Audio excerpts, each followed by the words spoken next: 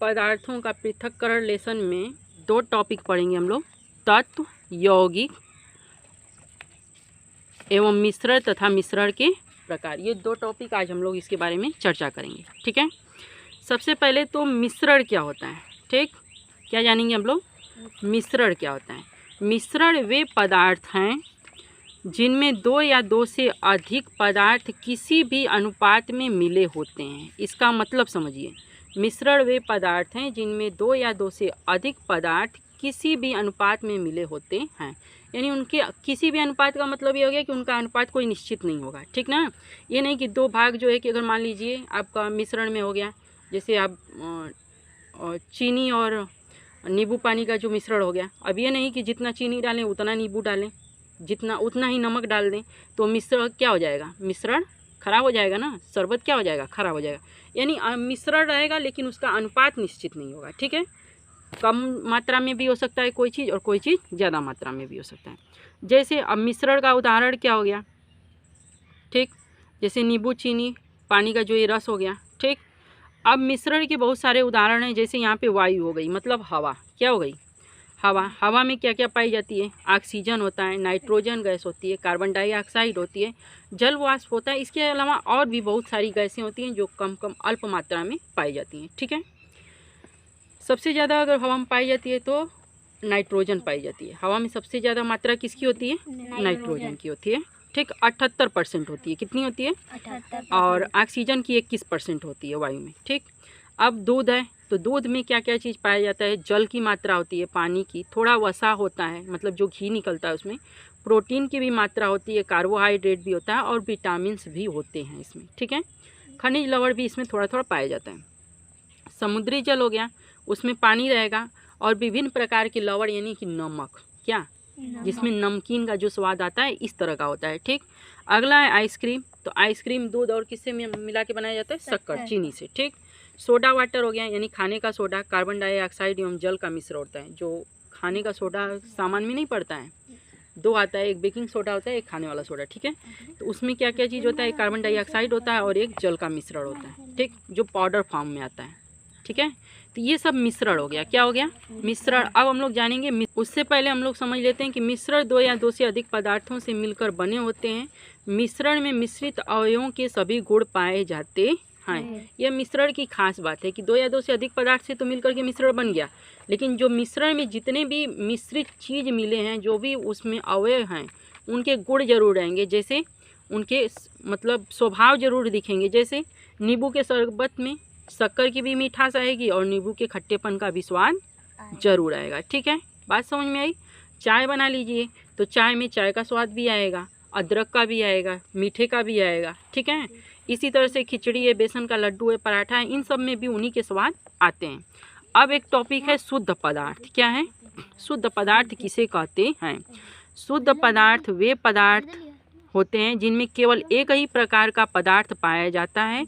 इनके कण समान होते हैं, जैसे सोना, चांदी, लोहा, तांबा, नमक एवं शक्कर आदि क्या है, शुद्ध पदार्थ है। ठीक है, शुद्ध पदार्थ पूछ दिया जाता है कि कभी कभी आपसे ये क्वेश्चन होगा कि शुद्ध पदार्थ के आप उदाहरण में आपका सोना, चांदी, लोहा, तांबा, ऑक्सीजन। ठीक है, इस तरह से कार्बन डाइऑक्साइड नहीं बोलेंगे वरना वो गलत हो जाएगा, वो एक यौगिक है। समझ में आया। चलिए, मिश्रण के प्रकार। मिश्रण दो प्रकार के होते हैं। कितने प्रकार के, दो प्रकार। एक समांगी मिश्रण होता है और एक विषमांगी मिश्रण होता है। क्वेश्चन पूछा जाएगा कि मिश्रण कितने प्रकार के होते हैं, दो। एक समांगी मिश्रण, एक विषमांगी मिश्रण। ठीक, समांगी मिश्रण को होमोजेनियस मिक्सचर कहते हैं। क्या कहते हैं, होमोजीनियस मिक्सचर कहते हैं। ऐसे मिश्रण जिसमें दो या दो से अधिक अवयव उपस्थित होते हैं, दो रहेंगे या दो से अधिक रहेंगे किंतु उन्हें अलग अलग नहीं देखा जा सकता है, समांगी मिश्रण कहलाते हैं। और मिश्रण के सभी अवयव समान रूप से वितरित होते हैं। ठीक ना, जैसे चीनी क्या बोलते हैं आपका, पानी में चीनी को घोल दीजिए, तो क्या इसके बाद पानी और चीनी को अलग अलग देखा जा सकता है, नहीं ना। तो ऐसे मिश्रण को क्या कहते हैं, समांगी मिश्रण। पानी में अगर आप नमक को घोल दें तो कैसा दिखेगा, नहीं दिखेगा, तो एक ऐसा मिश्रण हो गया समांगी मिश्रण। अब हम पूछ रहे हैं कि पानी में अगर आप बालू को घोलें तो क्या उसको समांगी मिश्रण कहेंगे, नहीं कहेंगे। ठीक है, तो समांगी मिश्रण समझ में आ गया। उदाहरण पूछ दे तो चीनी और पानी का मिश्रण, क्या बोलते हैं इसके बाद, नमक और पानी का मिश्रण, ठीक, ऐसे बता सकते हैं।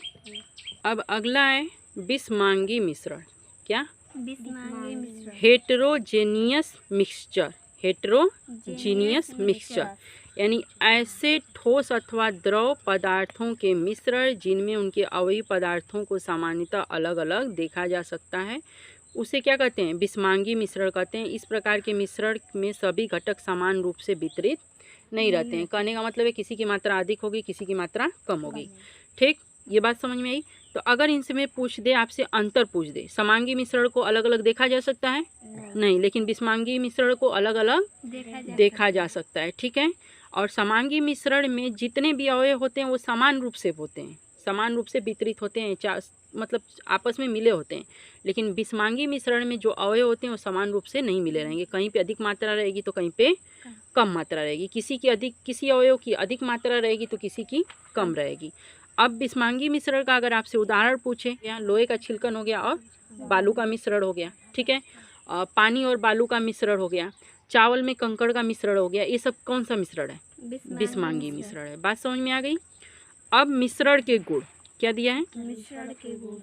मिश्रण के गुण, अब इसमें है कि मिश्रण के सामान्यतः क्या गुण होते हैं? मिश्रण के घटक यानी अवयव यानी जो उसमें पदार्थ हैं किसी भी अनुपात में मिले होंगे, यानी उनका अनुपात निश्चित नहीं होगा, किसी भी अनुपात में रहेंगे, कम अधिक मात्रा में रहेंगे। दूसरा उनका गुण है कि मिश्रण में घटकों के यानी जो भी अवयव या तत्व मिले हैं, पदार्थ मिले हैं, उनके गुण विद्यमान रहेंगे। क्या रहेंगे?